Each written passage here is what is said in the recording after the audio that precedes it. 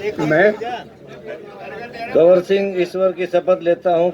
मैं सत्य निष्ठा से प्रतिज्ञा करता हूँ कि मैं विधि द्वारा स्थापित भारत के संविधान के प्रति सच्ची श्रद्धा और निष्ठा रखूंगा। मैं नगर पालिका धावड़ा के प्रधान पद के रूप में अपने कर्तव्यों के निष्ठापूर्वक और अंततः करण से निर्वहन करूंगा तथा मैं सभी प्रकार के लोगों के साथ बिना किसी भय, पक्षपात, स्नेह या वैमनस्य के संविधान तथा विधि के अनुसार कार्य एवं न्याय करूंगा।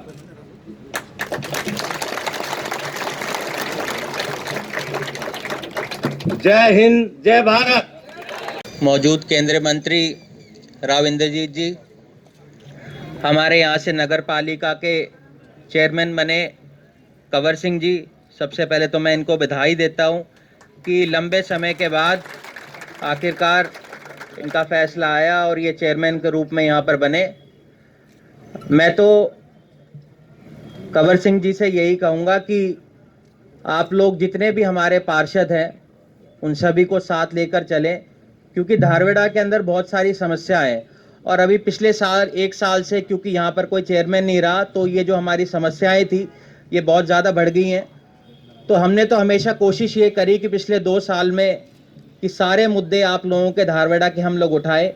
अब ये चेयरमैन बने हैं, इनके ऊपर बहुत बड़ी जिम्मेदारी आई है, तो मैं इनसे यही कहूँगा कि अच्छी तरीके से ये काम करें। धारवेड़ा की बहुत सारी समस्याएं, चाहे गंदे पानी की एक बहुत बड़ी समस्या आप जानते हैं धारवेड़ा की है, बस स्टैंड बहुत समय से हमारा नहीं बन पाया है। हमारे सांसद राव इंद्रजीत जी भी यहाँ पर आए हैं, मैंने तो विधानसभा के अंदर लगातार इस मुद्दे को वहाँ पर उठाया। मैं तो आशा करूँगा कि ये भी इस मुद्दे को आने वाले समय के अंदर सरकार के समक्ष रखे, क्योंकि इनकी सत्ता के अंदर भागीदारी भी है। और बस स्टैंड आप जानते हैं कि बहुत समय से हमारा बन नहीं पाया है और लोगों को बहुत ज़्यादा असुविधा उस वजह से होती है। एक हमारी जो पीएचसी यहाँ पर है वो भी बहुत जर्जर हालात के अंदर है, वहाँ पर एम्बुलेंस भी नहीं है, तो मैं इनसे ये कहूँगा कि उसकी तरफ भी ये ध्यान दें। ज़्यादा समय ना लेते हुए मैं तो यही कहूँगा कि जनता का जनादेश यहाँ पर आया है, कंवर सिंह जी को इन्होंने चुना है। मैं तो ये कहूँगा जिस जनादेश के ज़रिए आज इनको चुना गया है उनके ऊपर ये खरे उतरे, लोगों के विश्वास के ऊपर ये लोग कायम रखे। जय हिंद, जय भारत। बात दुरुस्त कही कि बड़े मशक्क़त के बाद कंवर सिंह को आज ये नसीब हुआ कि वो ओथ ले पाए।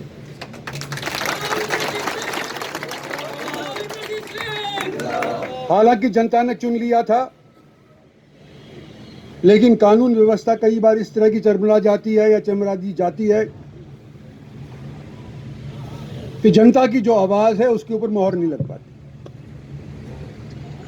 और आज बड़ी मशक्क़त के बाद कंवर सिंह ने अपना जो ओथ लिया है, अपनी तरफ से मैं इसको शुभकामना देना चाहता हूँ।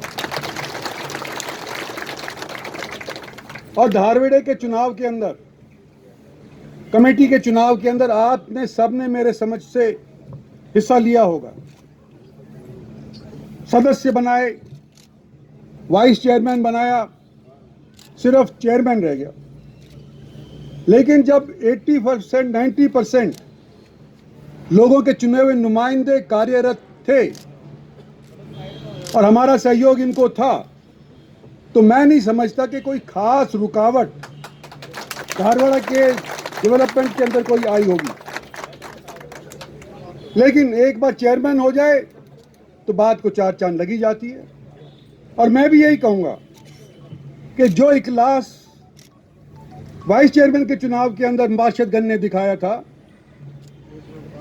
जिसके फलस्वरूप हर एक वार्ड के अंदर काम होना शुरू हो गया था, हमारी पार्टी की तरफ से हो गया था, कुछ सेंट्रल सरकार डायरेक्ट पैसा देती है उसके माध्यम से हो गया था, वो इनके ओथ लेने के बाद उसके ऊपर 4 चांद लग जाएंगे और रफ्तार बढ़ जाएगी। समस्याएं अनेक।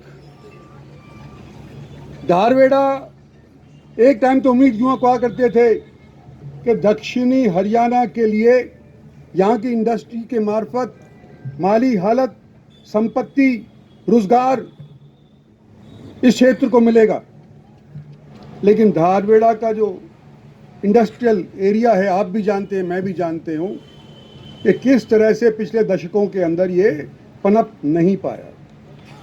और दुर्भाग्य ये हुआ कि बगल के अंदर एक और इंडस्ट्रियल एरिया खड़ा हो गया जो पनप रहा है और जिसका पानी गंदा होकर के हमारे यहाँ तक हमारे को प्रदूषित कर रहा है। भिवाड़ी के पानी के लिए संज्ञान नेशनल ग्रीन ट्रिब्यूनल तक हो लिया।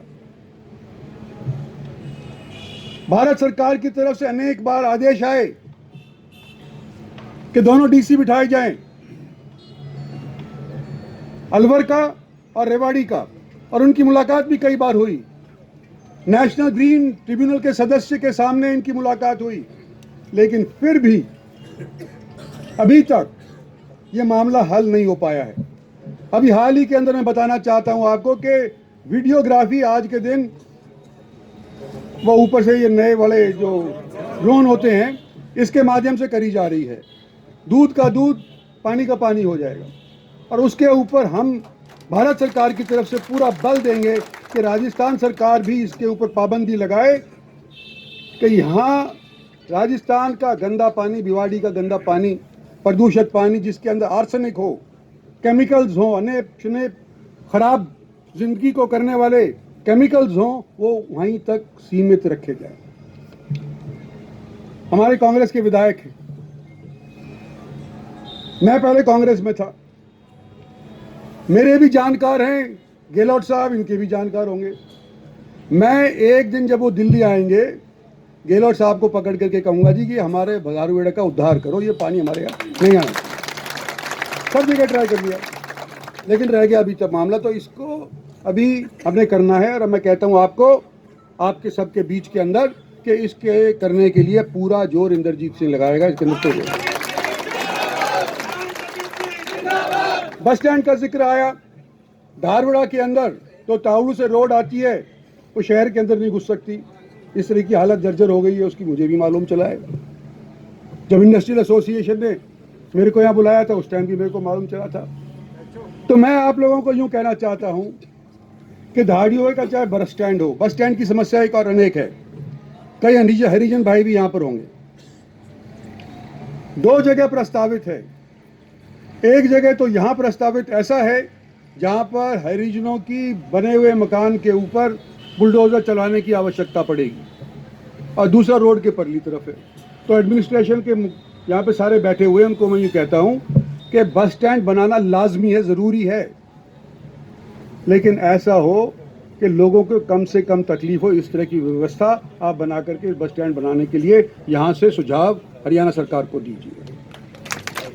यह मोटे मोटे तौर के ऊपर आज ही इतना ही कहना चाहता हूँ। आज आपसे मुलाकात हो गई, कोरोना का दौर रहा, 3 बार दौर आया।